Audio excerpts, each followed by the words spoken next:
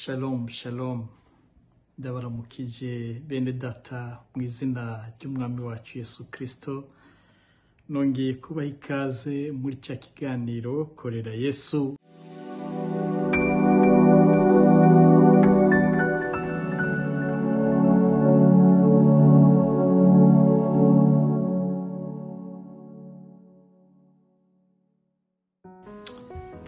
Shalom, shalom. Ndabaramukije bene data mu izina ry'umwami wacu Yesu Kristo.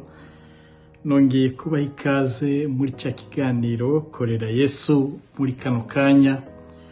Dusangira ijambo ry'Imana ryanditse mu Vyahishuriwe Yohana ibice 3 ku murongo w'indwi. Ndasoma mu izina rya Yesu. Haravuga ngo wandikire umumarayika w'ishengero ry'i Filadelfiya utuwera uw'ukuri uwufise urufunguzo rwa Dawidi, uwugurura ntihagire uwugara, kandi uwugara ntihagire uwugurura, aravuga ibi. Haleluya. Kaze mwene data muri kino kiganiro Korera Yesu. Ijambo nifuza kugusangiza niri rivuga ngo uhoraho niwe yugara kandi niwe yugurura, kandi iyo yugaye ntawugurura, kandi iyo yuguruye ntawugara.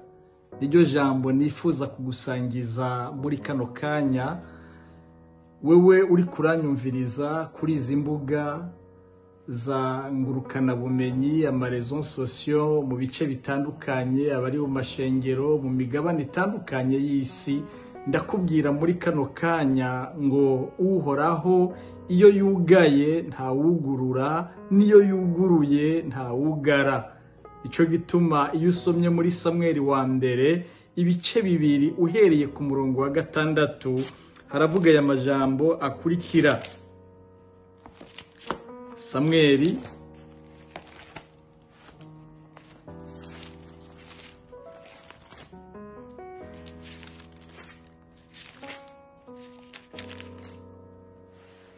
uhereye ku murongo wa 6 muri iki Samweli wa mbere igice ca 2 ku murongo wa 6 ndageza ku 8 haravuga ngo uhoraho niwe atuma umuntu apfa, kandi niwe atuma abaho, niwe amumanura ikuzimu, kandi niwe amukurayo. Uhoraho niwe amukenesha, kandi niwe amukenura, niwe amucisha bugufi, kandi niwe amushira hejuru, niwe akura umugorwa mu mukungugu, agashira hejuru umukene amukuye mu mwavu, kugira ngo abicarikane n'abahambaye baragwe intebe z'icubahiro, kuko inkingi z'isi ari iz'uhoraho, kandi nizo yayiteretseko. Amen. Mukunzi uri kuranyumviriza, uri kurankurikirana, nagira ndakubwire ngo uhoraho yugaye ntawugurura, kandi yuguruye ntawugara. Iki gihe ni gihe Ana yari karaca mu bihe bigoye, aduga ku musozi mw'ishengero gusenga, arondera mu nyonga y'Imana kugira ngo Imana ihindure amateka ku bugingo bwiwe. Nshuti uri kuranyumviriza, uri kurankurikirana, nagomba ngo ndakubwire ngo ni vyiza ko witaho kurondera imigenderanire myiza n'Imana. Imana niyakwemera, nubwo abantu batokwemera, uhoraho akaba kwemera, ibintu bizoba bimeze neza cyane. Ntugire ubwoba. Hari igihe wita ku mwikomo ukavuga ngo nagerageje kurondera ariko ngo ntivyagenze neza. Oya, ni igihe kitarashika, kuko iyi Imana yuguruye ntawe ushobora kugara. Nimba Imana yateguye yuko ubuzima bwiza butegereza kuboneka kuri wewe, ntawe uzobizibira. Abarozi ntawe ushobozi bafise, nabo mwigana ntaco bashoboye, n'abantu bose bagukikuje, n'aho amareta n'ibihugu vyohaguruka ibyo ntibyoshoboka kuko nta kinanira uhoraho.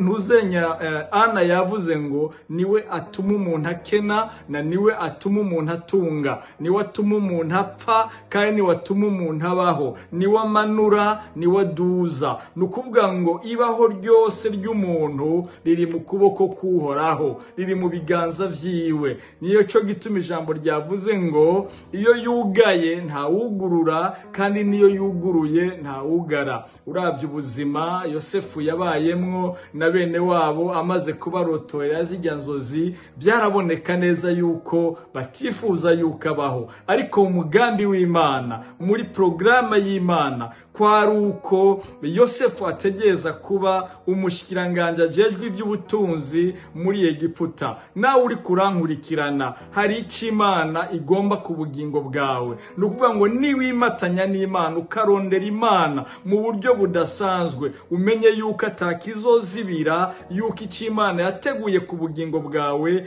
kiba. Uribuka yuko ariko byabaye no kuri Dawidi igihe Samweli yaza kwa Isayi, byabaye ibintu bidasanzwe. Yaraje kurobanura uzoba umwami wa Isirayeli, ngo azana Isayi, azana abahungu biwe, yibaza yuko bashobora kuba abami, bashobora kuba abantu bahambaye. Ariko uribuka yuko uhoraho yavuze ati ntibirakunda, ntawe ndashima muri abo. Hanyuma Samweli aramubaza ati none nta wundi mwana usigaranye? Ati ndafisa kandi akokoko kari nyuma y'intama, kari mu mukuku. Ati ndumva neza yuko ako kadashobora kugira ico kaba. Ariko nagenda kubwire ngo ijambo ryari ryavuze ngo nabonye umutima wanje wifuza. Ico nkwinginga muri kano kanya, ndagomba kugira ngo umutima wawe ube uwifuzwa n'uhoraho, ube uwurondera mu nyonga y'Imana. Maze Samweli ngo amaze kumva iryo jambo aravuga ngo ntituyicara ngo tujye canke ngo tunywe uyu asigaye ataraza. Mu gihe rero bamuzana ariko araza buke buke yinjira mu rugo, wa wundi ataco yaramaze, umuntu asanzwe uwari yaratawe, maze ngo Samweli amukubise ijisho ngo mpwemu w'Imana aramubwira ngo nuyo nyene agiye kuba umwami wa Isirayeli. Mwene data uri kuranyumviriza, birashoboka